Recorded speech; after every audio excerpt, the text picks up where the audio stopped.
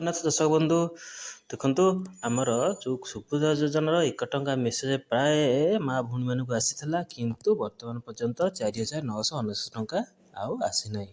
ସେମାନେ ଭାବନ୍ତି ମୋତେ ତ ଟଙ୍କାଟା ତ ମେସେଜ ଆସିଗଲା, ମୋ ଆକାଉଣ୍ଟ ପଇସା ଆସିଯିବା କଥା, କାହିଁକି ଆଜି ପର୍ଯ୍ୟନ୍ତ ଆସିନି। 17 ତାରିଖରୁ ହେଇଗଲା, ଆଜି 20 ତାରିଖ ହେଇଗଲା, କ'ଣ ପାଇଁ ମିଳିନି। ଦେଖନ୍ତୁ ଏଥିରେ କୌଣସି ପ୍ରକାର ବ୍ୟସ୍ତ ନାହିଁ। ଏଥିରେ କ'ଣ ହେଇଛି ନା ଆପଣଙ୍କ ଡାଟା ମିସମ୍ୟାଚ୍ ହେଇଛି। ମିସମ୍ୟାଚ୍ ମତଲବ ଆପଣଙ୍କର ଆଧାର କାର୍ଡ଼ ଗୋଟେ ନା, ଆପଣଙ୍କର ବ୍ୟାଙ୍କରେ ଗୋଟେ ନା, ଆପଣଙ୍କର ଆଧାର କାର୍ଡ଼ରେ phone number link, DBT link, ଯେଉଁ ଡାଇରେକ୍ଟ ବେନିଫିଟ୍ ଯେଉଁ ସେଇଟା ମାନେ କ'ଣ ନା, ଆପଣଙ୍କ ଆଧାର ନମ୍ବର ଆଉ ନାଁ ଦେଇଦେଲେ ଆପଣଙ୍କର କେଉଁ ବ୍ୟାଙ୍କ ଅଛି, କେଉଁଠି ଆକାଉଣ୍ଟ ଅଛି, ସବୁ ସେଇଠି ଦେଖେଇଦେବ। କିନ୍ତୁ ଆପଣ କ'ଣ ଏମିତି ଆମର କ'ଣ ପେମେଣ୍ଟ ହେଉଥିଲା, ସେମାନେ ଯେଉଁ 1 ଟଙ୍କା କ'ଣ ପାଇଁ ଦେଇଥିଲା, ଭେରିଫାଏ କରିବା ପାଇଁ। ଭେରିଫାଇ ମତଲବ ଆପଣମାନେ ସେଇଟା କେତେ ଟଙ୍କା ଦେଇକରି ଆକାଉଣ୍ଟ ନମ୍ବର ଠିକ୍ ଦେଇନ୍ତି ନାହିଁ। ତେଣୁ ସେ ଭେରିଫାଏ କଲାବେଳେ କ'ଣ ହୁଏ ନା, ଗୋଟେ ମେସେଜ୍ ଆପଣଙ୍କ ପାଖକୁ ଆସେ, ଟଙ୍କାଟେ ମେସେଜ୍ ଆସିଲା ତ ସେଇଟା ଗୋଟେ ତାଙ୍କ ପାଖକୁ ଗୋଟେ ରିପ୍ଲାଏ ମେସେଜ୍ ଯାଏ ଯେ ଅମୁକ ଲୋକ, ଅମୁକ ବ୍ୟାଙ୍କ, ଅମୁକ IFSC କୋଡ଼୍ ଏମିତି ସବୁ ଆସେ। ତେଣୁ ତାଙ୍କ ପାଇଁ ସେଇଟା କ'ଣ, ସେଇଟା ତାଙ୍କର ପିନ୍ ଦେଇକି ତାଙ୍କ ଠିକ୍ ଭେରିଫାଏ ହେଇଗଲା। କିନ୍ତୁ ଆପଣଙ୍କର ବ୍ୟାଙ୍କରେ ନାଁ ଗୋଟେ ପ୍ରକାର ଥିବ, କିନ୍ତୁ ତାଙ୍କ ପାଖରେ ଆଧାର କାର୍ଡ଼ରେ ଗୋଟେ ପ୍ରକାର ନାଁ ଥିବ। ସେଠି କ'ଣ ମିସମ୍ୟାଚ୍ ହେଲା, ଡାଟା ମିସମ୍ୟାଚ୍ ହେଲା। ତେଣୁ ସିଏ କ'ଣ କରିବେ, ସିଏ କ'ଣ ଚିହ୍ନନ୍ତି ଯେ ଆପଣ ଅମୁକ। ଯେମିତି ମନେକର ଜଣଙ୍କ ନାମ ହେଉଛି ରୋହନ, ROHAN ହେବା କଥା, କିନ୍ତୁ ସିଏ ଲେଖିଛି NA, ତାହେଲେ ଏଠି କ'ଣ ହେଲା, ମିସମ୍ୟାଚ୍ ହେଲା। ତେଣୁ କ'ଣ ସେମାନେ ଜାଣନ୍ତି କ'ଣ ଏଇ ଲୋକ ଯେ ନା ଏପଟ ସେପଟ, ସିଏ କ'ଣ କରିବେ, ସେଠି ଆପଣଙ୍କର ଭେରିଫାଇ ହୋଇପାରିବ ନାହିଁ। ତେଣୁ ଆପଣଙ୍କୁ ସେଇଥିପାଇଁ ପଇସା ମିଳିନାହିଁ। ଆଉ କେତେ ମା ଭଉଣୀମାନଙ୍କର କ'ଣ ହେଇଛି ନା, ତାଙ୍କର ଠିକ୍ ଠାକ୍ ଡିବିଟି ଲିଙ୍କ ନାହିଁ, ଆଧାର କାର୍ଡ଼ ସାଙ୍ଗରେ ଲିଙ୍କ। ଆଜିକାଲି ଆଉ ସେତେବେଳେ କ'ଣ ହେଉଥିଲା, ବ୍ୟାଙ୍କ ନମ୍ବର ଦେଉଥିଲେ, ବ୍ୟାଙ୍କର IFSC କୋଡ଼୍ ଦିଆହେଉଥିଲା, ସବୁ ଗୋଟି ନାଁ ଦିଆହେଉଥିଲା। ଡିଟେଲ୍ ଦେଲା ପରେ ଆପଣଙ୍କ ପାଖକୁ ଆକାଉଣ୍ଟଟା କ୍ଲିୟର ହେଲା ପରେ ଆପଣଙ୍କୁ ପଇସାଟା କ୍ରେଡ଼ିଟ୍ ହେଉଥିଲା। କିନ୍ତୁ ବର୍ତ୍ତମାନ ଆଧାର ବେସ୍ ହେଇଗଲାଣି।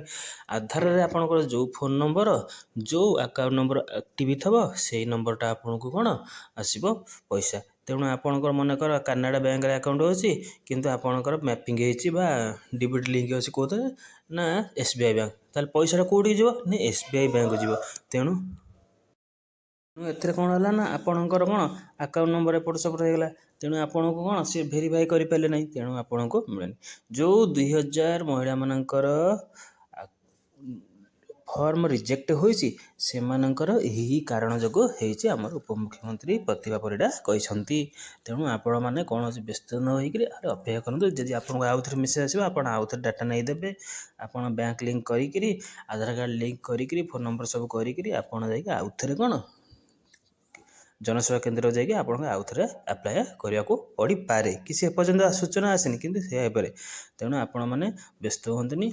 ପ୍ରାୟ ଆମ ଗାଁ ପାଖରେ ଶୁଣୁଛି, ସମସ୍ତେ କହୁଛନ୍ତି ଆରେ ମୋର ତ ମେସେଜ୍ ଆସିଥିଲା, ମୋର ଆସିନି, ତାର ମେସେଜ୍ ଆସିନି, ଆଇଲାଣି। ଆରେ ଆସୁ, ତମର ତାର ଡାଟା ଠିକ୍ ଅଛି, ତାକୁ ଆସିଗଲା, ଆପଣଙ୍କର ଡାଟା କିଛି ନାହିଁ। ତେଣୁ ଆପଣଙ୍କର ଡାଟା କ୍ଲିୟର ହେଲେ ଆପଣଙ୍କୁ ମିଳିଯିବ। ଏଥିରେ କୌଣସି ନାହିଁ। ଆମର ମାର୍ଚ୍ଚ 8 ପୂର୍ବ ଯାଏଁ ଏଇଟା ଆପଣଙ୍କୁ ପ୍ରଥମ କିସ୍ତି ମିଳିପାରିବ। ଏତେ ସମୟ ଟାଇମ୍ ଅଛି, କିନ୍ତୁ ଆପଣମାନେ ଟିକେ ଧୈର୍ଯ୍ୟ ଧରନ୍ତୁ। ଏଥିରେ କୌଣସି ବ୍ୟସ୍ତ ହେବାର ନାହିଁ। ଆପଣମାନଙ୍କୁ ସବୁ କୋଟି ଟଙ୍କା ସବୁ ମିଳିବ।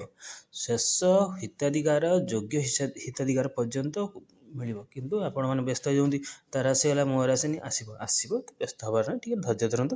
ଆପଣଙ୍କର କେଉଁଠି ଡାଟା ମିସମ୍ୟାଚ୍ ଅଛି, ଟିକେ ତାକୁ ପରୀକ୍ଷି ନିଅନ୍ତୁ।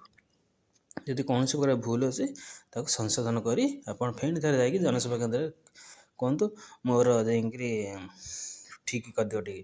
ଫେଣି କେତେ ଲୋକଙ୍କର ଯେଉଁ ବିନା KYCରେ କରିଥିଲେ ପେଣ୍ଡିଂ ଥିଲା, ସେ ପେଣ୍ଡିଂ ପ୍ରାୟ କ'ଣ ଶୁଣାଯାଉଛି କ୍ଲିୟର ହେଇଗଲାଣି, ସକ୍ସେସଫୁଲ୍ ହେଇଗଲାଣି। ଯେଉଁମାନଙ୍କର ଅଛି ସେମାନଙ୍କ ଏଇ ଡାଟା ଯେଉଁ ମିସମ୍ୟାଚ୍ ଯୋଗୁଁ ହେଇଛି।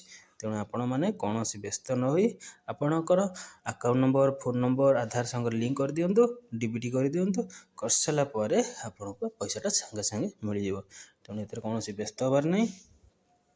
ଆଉ ଯେଉଁମାନଙ୍କର 4,999 ବାକି ଅଛି, ମନକୁ ଅଟୋମେଟିକ୍ ଟଙ୍କାଟା ମେସେଜ୍ ଆସିଛି, ମନକୁ ଆସିବ। ଆଉ ଯେଉଁମାନଙ୍କୁ ମେସେଜ୍ ଆସିନି, ସେମାନଙ୍କର ସବୁ ଭେରିଫାଇ ହେଲା ପରେ କିସ୍ତିଟା ମିଳିବ। କାହାକୁ 15 ଦିନ ପରେ ମିଳିବ, କାହାକୁ 5 ଦିନ ପରେ ମିଳିବ। କିନ୍ତୁ ଡାଟା ଯେଉଁଦିନ ଆପଣଙ୍କର ଭେରିଫାଇ ହେଇଯିବ, ସେଇଦିନ ଆପଣଙ୍କୁ ମିଳିବ।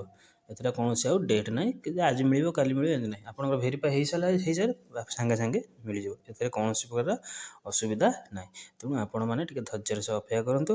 ଆଉ କ'ଣ ନୂଆ ଅପଡ଼େଟ୍ ହେଉଛି ଜାଣିବା ପାଇଁ ଆମର ଏଇ ଚ୍ୟାନେଲକୁ ଲାଇକ୍ କରନ୍ତୁ, ସେୟାର କରନ୍ତୁ, ସବସ୍କ୍ରାଇବ୍ କରନ୍ତୁ। ଯାହାଫଳରେ ଆପଣମାନଙ୍କୁ ସମସ୍ତ ସରକାରୀ ଯୋଜନା ବିଷୟରେ, ସୁଭଦ୍ରା ଯୋଜନା, ସମସ୍ତ ଯୋଜନା ବିଷୟରେ ଆପଣଙ୍କୁ ସଠିକ୍ ଖବର ମିଳିପାରିବ। ତେଣୁ ଜୟ ଜଗନ୍ନାଥ, ଥ୍ୟାଙ୍କ ୟୁ, ଜୟ ଜଗନ୍ନାଥ।